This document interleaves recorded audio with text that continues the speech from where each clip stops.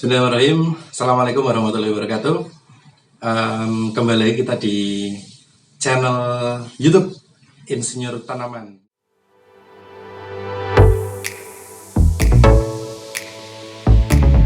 Kebetulan yang selama ini saya sebagai kameramen saat ini masuk ke konten ya, kontennya Bapak Bambang Trimulyono sebagai pemilik channel Insinyur Tanaman. Oke, mungkin saya perkenalan diri dulu. Saya Bagus Kelana. Saya juga punya channel YouTube. Nanti bisa dilihat di deskripsi atau di link di atas ini, Bagus Kelana Daily ya. Di situ juga ada konten-konten yang mungkin kalian teman-teman juga bisa melihat. Kalau misalkan tertarik, bisa subscribe. Nah, jadi kali ini Bapak Bambang dengan Insinyur Tanaman akan memberikan penjelasan atau mungkin kita akan diskusi tentang satu tema yang berkaitan dengan jalan nih. Nah, dengan jalan. Jadi kita akan sedikit berbincang. Nanti saya akan memberikan pertanyaan ke beliau, terus nanti beliau memberikan jawaban. Kira-kira nanti proses atau mungkin jawabannya seperti apa. Gitu ya, Pak Bambang? Iya. Oke, jadi pertanyaan pertama. Ada berapa tahapan sih untuk melaksanakan sebuah pekerjaan jalan raya? Monggo. Terima kasih Mas Bagus. Ya, jadi kita itu di samping mengelola tanaman, saya juga sebetulnya seorang yang biasa menggeluti dunia teknik sipil. Saat ini saya akan sampaikan tahapan dari mengerjakan jalan yang prosesnya itu dimulai dari proses tender ya, proses tender dari pihak pengelola lapangan atau kontraktor juga melaksanakan tender, dan juga perusahaan pengawas yang akan juga nanti mengawasi, yang dalam hal ini konsultan pengawas adalah bagian dari tangan panjangnya dari owner atau dalam hal ini Dijen Bina Marga. Masing-masing melaksanakan seleksi perusahaannya.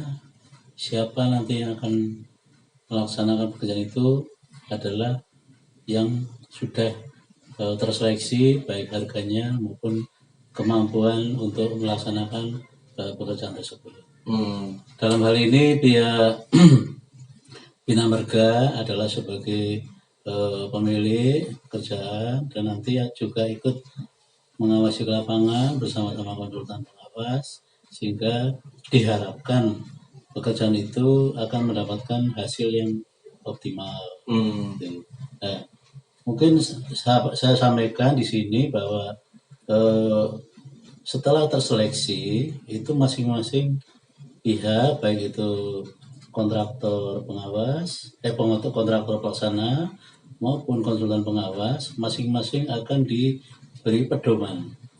Pedoman itu adalah berupa buku spesifikasi, bisa spesifikasi umum, spesifikasi teknik, dan spesifikasi khusus yang nanti masing-masing bagian akan bercerita bagaimana pedoman pelaksanaan itu akan dilakukan, sehingga kontraktor dalam melaksanakan pekerjaan itu tidak sembarangan melaksanakan, yang penting jadi, bukan seperti itu. Tapi konsultan pengawas memiliki pedoman yang lebih teliti, karena konsultan pengawas itu memang bagian dari tangan kanan owner, sehingga tahu persis apa yang akan dikerjakan oleh pihak kontraktor. Ya, kalau kita lihat pelaksanaan atau tahapan pekerjaan itu dari mulai survei ya, kalau kita misalnya akan melaksanakan pekerjaan baru itu disurvei dulu oleh pihak surveyor. Di situ surveyor akan menemukan data-data yang akan diharapkan, seperti elevasi, kondisi jalan, kondisi tanah yang lama atau existing groundnya, kemudian nanti data-data itu akan disimpan, kemudian akan dibawa ke kantor untuk digambar Hmm. Dari pihak gambar itu akan ditangani sendiri oleh pihak konsultan perencanaan yang siap untuk melaksanakan perencanaan jalan tersebut. Dari pihak perencana itu nanti membuat gambarnya itu komplit dari mulai data-data potongan pemanjang atau long profile dan potongan melintang atau cross sectionnya. Itu data-data itu lengkap dicantumkan di dalam gambar rencana. Nah, setelah itu nanti kontraktor akan minta izin kepada pihak konsultan. Ini saya mau mulai melaksanakan pekerjaan sesuai dengan tanggal yang ditentukan oleh pihak owner. Tanggal berapa mulainya, nah itu nanti kontraktor siap untuk melaksanakan. Nah, ketika itu maka pihak konsultan pengawas akan menseleksi alat-alat apa saja yang akan digunakan untuk melaksanakan pekerjaan tersebut. Ketika konsultan pengawas sudah melihat, sudah memeriksa peralatan yang kerja yang sudah siap, nah itu baru konsultan mengizinkan, oke, silakan bekerja.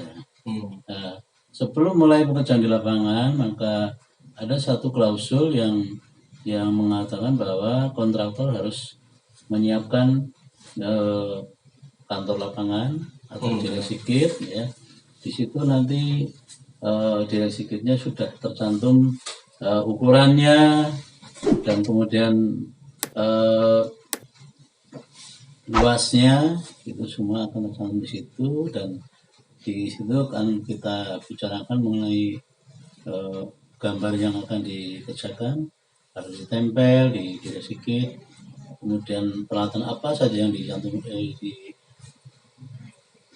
di direksi kit itu sudah harus lengkap. Nah, mungkin untuk keperluan meeting mingguan atau mungkin meeting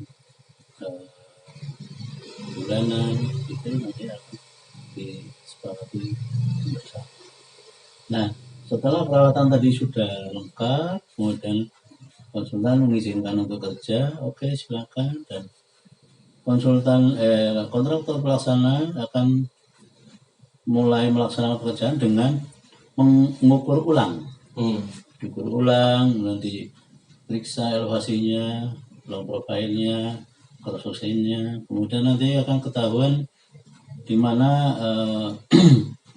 jalan itu akan naik, apa akan turun, itu nanti ditentukan dengan kontraktor memasang patok station, ya.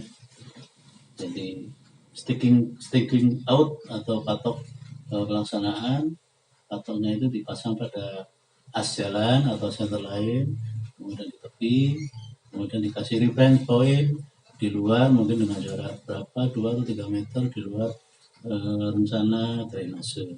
Nah, dari situ maka konsultan selalu mengawasi pekerjaan kontraktor tahap demi tahap, tidak ada yang terlewatkan. Setiap hari dari pihak konsultan yang diwakili oleh pihak inspektor itu akan mengawasi jalannya pekerjaan sampai selesai. Nah, setelah surveying ini sudah ditentukan, patoknya sudah dipasang, kemudian peralatan itu mulai bekerja dengan membersihkan area yang akan digunakan menjadi badan jalan. Yaitu nanti kita lihat mana lokasi-lokasi yang akan diuruk dan mana yang akan digali, itu nanti akan kelihatan berdasarkan elevasi tadi. Terus peralatan itu akan kita tanyakan kepada pihak kontraktor ketika memang jalan itu sudah mulai membentuk, ya. Jadi pembersihan area itu atau clearing and grading itu harus memenuhi persyaratan, misalnya harus bersih sekali, sampai kalau ada pohon, ya pohonnya harus akarnya sampai habis, harus dicabut. Kalau rumput ya cuma didorong, mungkin pakai bulldozer atau pakai manual, silakan kita lihat di kontraknya peralatan kerja apa yang memang harus disiapkan oleh pihak kontraktor.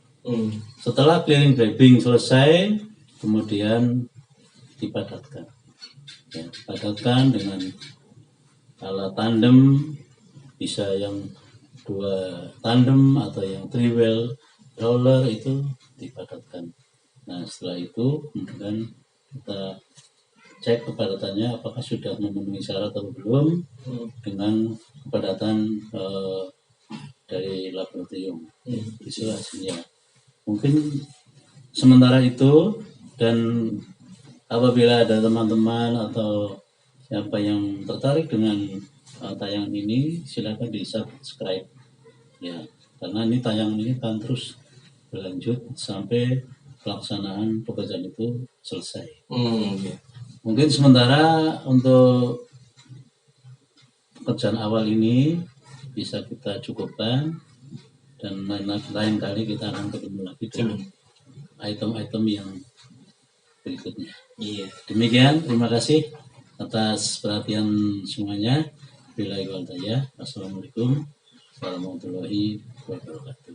Waalaikumsalam warahmatullahi wabarakatuh. Baik, demikian tadi episode pertama gitu ya. Jadi untuk pekerjaan jalan ini kita bagi menjadi beberapa episode. Nanti kita lihat menjadi sampai berapa episode kah? Nah, ini episode pertama kita cukupkan sampai sini. Jika tidak ingin ketinggalan ke episode selanjutnya, jangan lupa subscribe channel ini. Gitu ya. Oke, mungkin demikian, kita bertemu lagi di episode selanjutnya. Assalamualaikum warahmatullahi wabarakatuh.